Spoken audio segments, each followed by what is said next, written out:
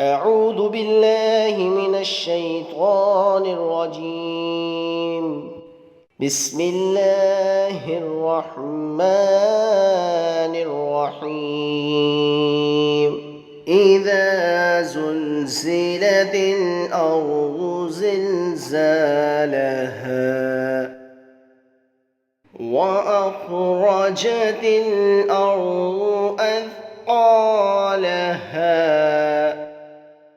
وقال الإنسان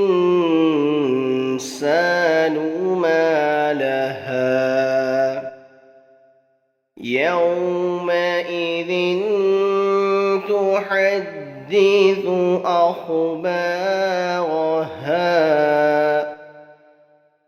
بأن ربك أوحى لها يومئذ يصدر الناس أشتاتا ليروا أعمالهم فمن يعمل مثقال ذرة خيرا يره ومن يعمل مثقال ذرة شرا يره. जब ज़मीन बड़े ज़ोर से हिला दी जाएगी और ज़मीन अपने बोझ निकाल फेंकेगी और इंसान कहेगा कि उसको क्या हो गया, उस दिन वो अपनी ख़बरें बयान करेगी इसलिए कि आपका रब उसको हुक्म देगा।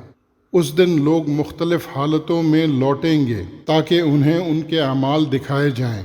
फिर जिसने ज़र्रा भर नेकी की है वो उसको देख लेगा और जिसने ज़र्रा भर बुराई की है वो उसको देख लेगा।